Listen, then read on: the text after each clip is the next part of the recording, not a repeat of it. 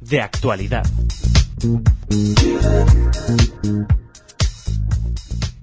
Bienvenidos oyentes de Radio Sefarad, bienvenidos a este programa especial. Justo ahora que hemos empezado 2016, pues siempre es un buen momento para hacer balance, para mirar atrás y ver lo más destacado del 2015 en Israel, lo más destacado en el país y también lo que en el país, en Israel, fue más destacado de lo que sucede en el exterior. Para ello tenemos de nuevo a Gastón Méndez. Hola Gastón, ¿qué tal? ¿Qué tal, Jordi? ¿Cómo estás? Bien, Feliz encantado. año. Igualmente, feliz año, encantado de recibirte. Gastón Méndez de Keilah Latina, una organización que, organiza sus eventos de forma anual de todo tipo. Y siempre Gastón, muy amablemente, nos trae, noticias, nos habla de la vida de Israel. Y, queríamos centrarnos en este programa especial en hemos destacado tres noticias que han tenido un peso especial en Israel. Hablaremos de las elecciones que tuvieron lugar en marzo, de algo que sigue sucediendo, la así llamada intifada de los cuchillos, y también de una noticia que es de hace muy poquito, que es el encarcelamiento del ex primer ministro Ehud Olmert. Luego hablaremos también de lo que se ha hablado mucho en Israel, pero que no ha pasado en el país, como esos atentados en Francia o el ISIS, el terror de ISIS. Gastón, empecemos con esas elecciones que tuvieron lugar en marzo. Se habló de una inestabilidad política total, pero de momento el Ejecutivo sigue saliendo adelante. Sí, las elecciones fueron en marzo. Fueron un poco extrañas el día de las elecciones, puesto que previamente hubo una campaña, incluso a una ONG, que pedía el voto contra Bibi, contra Netanyahu. Fue algo extraño, porque no era votar a alguien, no pedían votar a nadie, sino votar contra alguien. Y había sido muy efectiva. Una semana antes de las elecciones, Netanyahu había ido a Estados Unidos a hablar en el Senado norteamericano, en lo que el presidente Obama lo tomó de bastante mal manera, porque no fue invitado, es como que se le metía en la trastienda de la casa y no les gustó mucho. Así todo Netanyahu fue, pero acá fue muy mal visto y en las últimas encuestas le daban a Netanyahu que estaban entre unos 20 mandatos, o sea, unos 20 diputados, y que Mahané Atzioní, o sea, la unidad que habían creado el Partido Laborista, Abodá, junto a Tzipi Livni, había llegado a unos 25 o 26 votos, eh, por lo que salía ganador. Pero el día de las elecciones la cosa se dio vuelta. Mahané terminó con 25 mandatos y Bibi pasó de unas encuestas de 20 a un final de 30. Muy al estilo Bibi Netanyahu, siempre suele hacer esas cosas. Hubo también un video muy controvertido que el mismo día de la votación él subió un video a YouTube pidiendo el voto. Acá no hay ningún tipo de censura previa, o sea, el día de las elecciones uno puede Sí. salir a hacer campaña. Hay algo muy lindo que se hace campaña hasta en las puertas de los colegios. Adentro de los colegios no, pero si uno va a la puerta del colegio le están repartiendo panfletos y tratando de convencerlo. Sí, sí, sí, pero se hace sin mucha presión, se hace muy libre, muy tranquilo, no hay peleas, simplemente es bastante tranquilo esto. Ajá. Entonces, el mismo día de la elección en YouTube, Netanyahu subió un video que decía que las organizaciones de izquierda estaban llevando a votar a los árabes en buses o en colectivos, y estaban votando mucho los árabes, lo que iba a hacer a subir mucho la cantidad de diputados árabes. Bueno, parece que esto fue el detonante, según lo que dicen, de que hizo que mucha de la gente de la derecha que no estaba muy convencido, que no le gusta Bibi, que iba a votar a Kajlón o que iba a votar a otros partidos de derecha, terminara apoyando a último momento a Bibi. Ujú. La particularidad de Israel, que a veces resulta difícil de entender para otros países, es que no es tan sencillo como aglutinar los partidos entre derecha e izquierda. Por eso también el voto es más disperso, digamos, que en Europa o en América, y de alguna manera esto ha constituido un parlamento, digamos, de derechas, o sea, un gobierno, quiero decir, de derecha nacional y religioso, ¿no? Nacionalista, de derechas y religioso, es lo que tenemos ahora mismo, ¿no? En Israel. Sí, en el anterior gobierno Bibi había logrado un gobierno de derecha y de centro, Ujú. y sin religiosos. No había ningún partido religioso. Era la primera vez en Israel que se formaba un gobierno sin ningún partido religioso.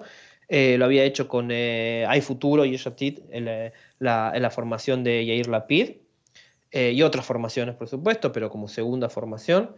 Y por todo lo contrario, ahora formó un gobierno de derecha religiosa, y con derecha, que es el Likud, más la derecha religiosa de, eh, de, de otros partidos, y los partidos religiosos, tanto Ashkenazi como Sefaradim. Sí, y así logró, esta es la primera vez que se hace, pero logró, como quien dice, raspando, Sí, porque el partido de los rusos, Israel Beiteinu, no entró, es un partido de un poco más a la derecha del Likud, no entró en la coalición, así que quedaron 61 votos. Israel tiene un parlamento de 120. Para poner al primer ministro se necesita mayoría de 61. Y están ahí, digamos. Todo el sí, tiempo que sí. hay una votación importante es a ver quién está enfermo, quién no vota. Y hay gente que ha ido, hay diputados que han ido a votar desde el hospital prácticamente por este tema. En fin, las peculiaridades de Israel y bueno, de hecho ahora mismo sigue siendo noticia porque Silvan Shalom, ministro del Interior, tuvo que dimitir por unas acusaciones de acoso sexual, y el que ahora va a ser ministro del Interior, que es del partido Shas, si no me equivoco, ahora mismo se me ha ido el nombre, Gastón, seguro que tú lo tienes en mente. Sí, también no me lo recuerdo en este momento. Sí, Bueno, pero todavía no está todo cerrado. no está todo cerrado, No está en todo cerrado. claro. Pero déjame darte un dato curioso. Curioso no, en realidad, por lo menos de mi parte, es lindo, pero curioso es, Silván Shalom renuncia a la Knesset, a la Cámara, y entra otro diputado en su lugar. El diputado que entra es un activista por los derechos de igualdad de los derechos homosexuales, pero del partido de Likud, de un partido de derecha, que no es muy característico, puesto que todas las agrupaciones de gays y lesbianas suelen ser, no solo en Israel, sino en todo el mundo, tener un perfil más de izquierda o de centro. Bueno, es la primera vez que hay un representante de esa comunidad de derecha en el Parlamento, ¿no? Sí, sí. Un dato curioso. Sí, sí, cuanto menos, la verdad. Bueno, eso en cuanto a la Knesset, el Parlamento israelí, que de momento pues el gobierno sigue estable, no parece que haya elecciones a la vista y bueno, da cierta... No, el gobierno está estable, sí, no hay ningún tipo de, no sé, por lo menos esperamos que esta vez no haya elecciones en 2 años como viene pasando últimamente, sino que sean elecciones cada 4 como debe ser. como debe ser, sí. Vamos con otro tema, que es el tema realmente este año. Mira, precisamente antes hablaba con otra compañera, Gastón, acerca de que este 2015 no nos deja un gran enfrentamiento bélico de Israel, pero sí un goteo constante. Constante, incisivo y mortal. Y además muy difícil para las fuerzas de seguridad de controlar. Es lo que se ha dado en llamar intifada de los cuchillos. Estos ataques espontáneos en la calle, bueno, espontáneos o no, también premeditados desde luego, pero siempre en la calle con armas blancas, es decir, un cuchillo, unas tijeras o con un coche, en fin, actos que han causado la muerte de muchas personas en Israel. Sí, sí, sí, todo empezó, digamos que esto es algo muy callejero. Cuando decimos que algo muy callejero es que no, justamente pasa en la calle, pasa cuando uno va caminando desprevenido o prevenido. No es algo que pase en el medio de un enfrentamiento, puede ser en el mismo de la ciudad. Muchas veces pasa que grupos se enfrentan a la policía, sobre todo en Jerusalén Oeste, pero bueno, no, esto de repente pasa. Ok, uno está esperando el colectivo y pasa. Todo empezó hace 2 meses, más de 2 meses atrás, con una especie de corrillo, digámoslo así, de que Israel quería avanzar sobre los derechos de la mezquita que está, de la mezquita de la ciudad vieja. La mezquita de Jerusalén y la mezquita de Alcázar. Entonces empezó a haber muchos disturbios arriba, en la explanada de la mezquita. Israel salió a desmentir, dijo que no quería avanzar sobre esos derechos. Recordemos que todo lo que es, si bien Israel ejerce su poder policíaco ahí arriba, todo lo que sea la administración de esa zona está bajo una fundación que preside una persona, un imán, que es puesto por el gobierno por el rey de Jordania. Pero más allá de esto, como una especie de corrillo, se empezó a hacer una especie de revolución. Hubo muchos enfrentamientos en Jerusalén Este y de repente empezaron estos goteos, como bien dijiste, que son terroristas que pueden, bastante jóvenes, que van desde los 12 años, 11 años el más chico, hasta los 25 en promedio. Ha habido algunos más grandes que de la nada sacan un cuchillo e intentan acuchillar a una, dos o tres personas. También la otra modalidad es con el auto. Tienen un auto y intentan atropellar gente que está en una parada de autobús esperando el colectivo. Ujú. Pasa también mucho en los cruces dentro de lo que es Judea y Samaria o Cisjordania, de los territorios ocupados. Ahí también pasa mucho. Ujú. Yo vivo en Falsaba, ha pasado en la ciudad al lado donde vivo, en Ranana, y una de las primeras que pasó en Tel Aviv, a 100 metros de donde yo trabajo. Al principio era muy incómodo, realmente era caminar mirando para atrás todo el tiempo porque era de la nada la cuestión. Hoy ya nos acostumbramos un poco como todo acá en Israel. Parece que no hay forma de detenerlo. Los perfiles que la prensa, que el gobierno y sobre todo el Shin Bet, la seguridad interior, da sobre estas personas, dice que no son personas organizadas, que son como lobos solitarios, gente que hastiada o cansada de la situación que vive, sale a querer vengarse de alguna manera. Ha habido también una especie en un momento de moda adolescente, si se quiere. Es medio loco como lo suena, pero ha sido así. Muchos chicos de 13, 14, 15, 16 años han salido a acuchillar personas, eh, envalentonados por la seguidilla de gente que lo venía haciendo. Ujú. La verdad es que la mayoría de las veces, el 90% de las veces, 80% de las veces, el terrorista, el atacante muere, digamos, una persona en medio de Jerusalén con un cuchillo corriendo a alguien. No pasan más de 2 minutos hasta que se encuentra con un policía, con un militar o con alguien que porta un arma y lo reduce. Ujú. Muchas veces intentan reducirlos, o a veces se puede y a veces no.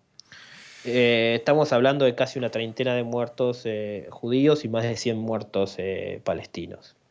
Terrible, la verdad es que yo creo que es el tema más horrible de este 2015, esta nueva modalidad, si queremos llamarlo así, de terrorismo, a veces incluso totalmente desesperado. Gastón, nosotros lo hablábamos mucho aquí, porque una persona con un cuchillo que directamente se dirige a un militar en un puesto de control, por ejemplo, con un cuchillo, pues está claro que tiene todas las de morir, es una cosa difícil de comprender, al No, pero menos, en sí. los primeros días hubo una que fue peor todavía, era en la ciudad vieja. Un muchacho de 25 años más o menos, sacó un cuchillo e intentó acuchillar a un policía, rodeado de otros 18 policías. Era una unidad que estaba esperando órdenes para desplegarse dentro de la ciudad vieja y estaban todos en el mismo lugar. O sea, es Ya, algo, es sí, algo totalmente inútil, digamos. totalmente O sea, inútil, sí, sí, sí. pongámonos en la terrible cabeza de un comandante terrorista, digamos, bueno, pongámonos que como acción militar es totalmente inútil. Sí. Tampoco es una bandera de heroísmo, digamos. No lleva a nada. Es más que nada un- una, una bandera de desesperación, de cansancio de parte de los palestinos, también con sus propios dirigentes, creo yo. Por Esto es supuesto. personal, ¿no? Bueno, cambiamos de tema, de nuevo volvemos a la política israelí y es que esta noticia es realmente actual y yo creo que ha sorprendido a todos en Europa, desde luego, donde los casos de corrupción política abundan, está en el pueblo más pequeño y sin ningún tipo de consecuencia judicial. Y sin embargo, no hablemos en Latinoamérica, que pasa lo mismo que en Europa. Sin embargo, en Israel no. Ehud Olmert, que fue primer ministro de Israel, está, o bueno, no sé si ahora mismo, pero va a terminar entre rejas dentro de muy poquito. Sí, ha habido varios casos de corrupción en Israel, han habido varios ministros presos en los últimos 20, 25 años, 30 años. Incluso hay un presidente preso, pero por una Sí. cuestión de acoso sexual, un expresidente, pero nunca había habido un primer ministro, que es el cargo más importante del país. Y bueno, Olmert tuvo desde el 2008, tenía abiertas dos causas, dos investigaciones en el 2008, que esa es la razón por la cual él tiene que renunciar, porque habían pasado a investigar dos causas, una sobre un complejo de edificios muy grandes que hay en Jerusalén, y que por lo visto había habido una coima para poder ampliar la cantidad de metros cuadrados que usaba el complejo. Cuando él era intendente, él fue muchos años, durante 10 años intendente de Jerusalén. Una coima que rondaba los 500.000 shekel, que son unos ciento y algo de miles de euros. Ujú. Unos 100.000 euros más o menos. Sí, sí. Pero bueno, ese caso quedó en la nada o no pudo ser acusado porque uno de los principales acusadores o las principales personas que estaba diciendo qué es lo que había pasado murió de manera extraña.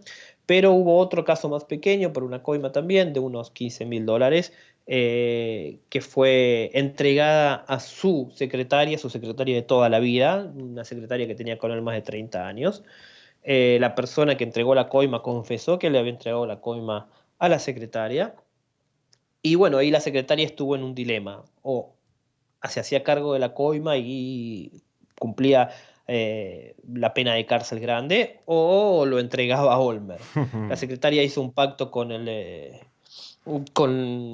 fiscal, cumplió una pena corta de creo que es entre 5 y 7 meses, y bueno, terminó entregándolo a Olmer, como quien dice. Olmer fue a proceso, se lo encontró culpable, hizo las siguientes apelaciones, y lo que hemos visto esta semana es que llegó a la Corte Suprema. O sea, después de eso ya no hay más. O sea, era la Corte Suprema que lo ha condenado a 6, 7 años de cárcel.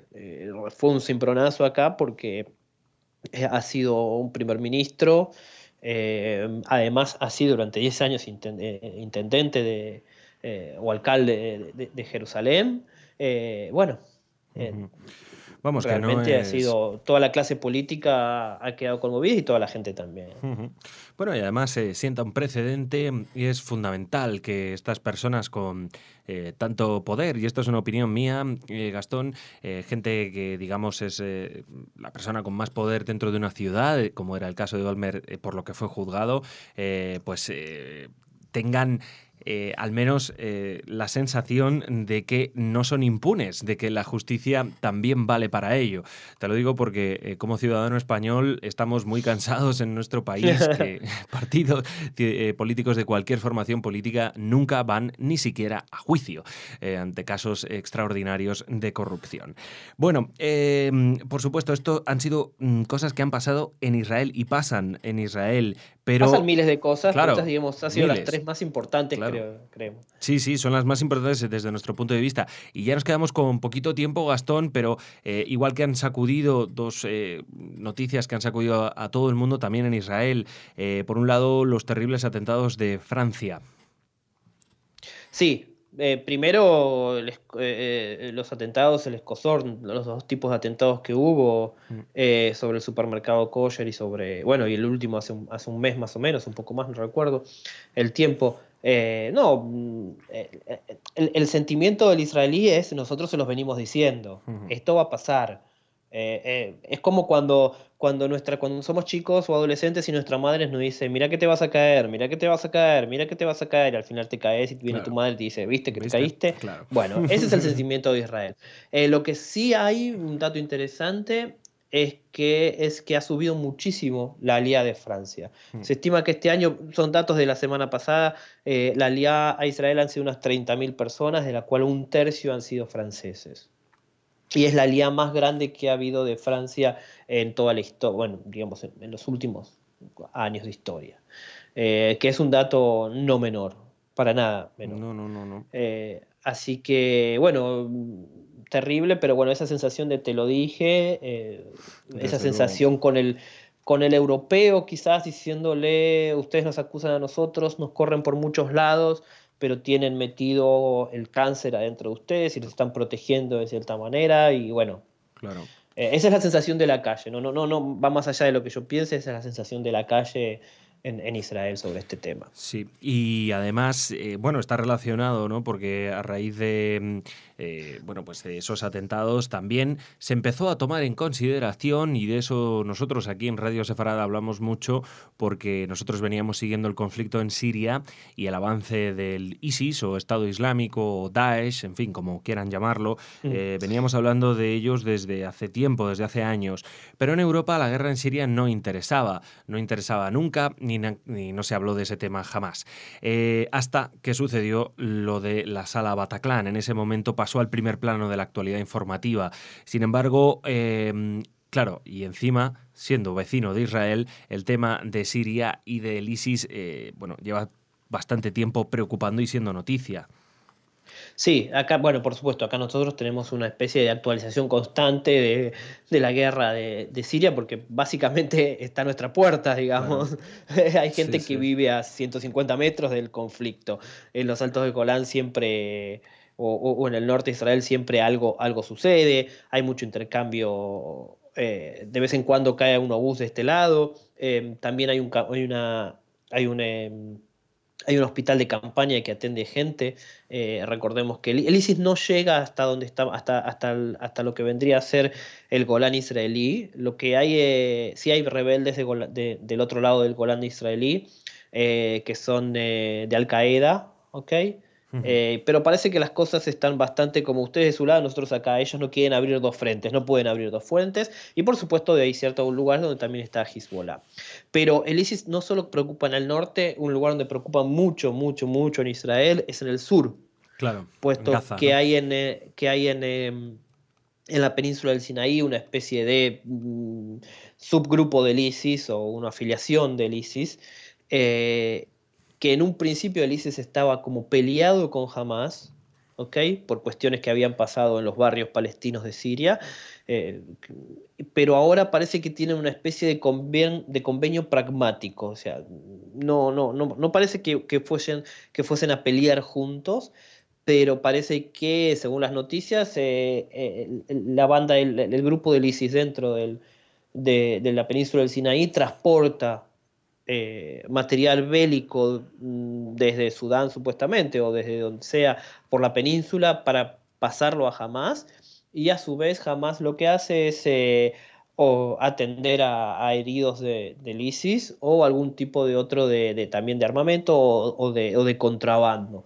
¿Ok? Ujú. Están teniendo una especie de relación pragmática, relación de logística, de materiales y todo eso entre el ISIS y Hamas. Eso está probado, digamos, es lo que pasa, no es algo que una supuesta teoría o algo por el estilo. Ujú. Si bien políticamente o discursivamente ISIS y Hamas están enfrentados y han Claro. tenido grandes enfrentamientos en las afueras de Damasco.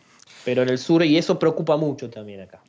No me extraña, Pascal, digo, perdona, Gastón, no me extraña porque además ya la cantidad de grupos terroristas que hay por la zona, sí, además Hay que hacer que un hay curso. que hacer un curso porque además cada uno, aunque provengan de alguna manera del Islam, tiene sus matices, tiene sus proveedores, tiene sus mecenas y entre ellos también existe una fuerte rivalidad y por otro lado sabemos que Israel pues está, vamos, permitiendo entre comillas al ejército egipcio que también actúe ahí en el Sinaí a pesar de ese tratado que tienen, porque No también, solo, o sea, el ejército egipcio con permiso, digamos, de Israel tiene en el Sinaí más soldados y más material bélico del que puede tenerse un convenio.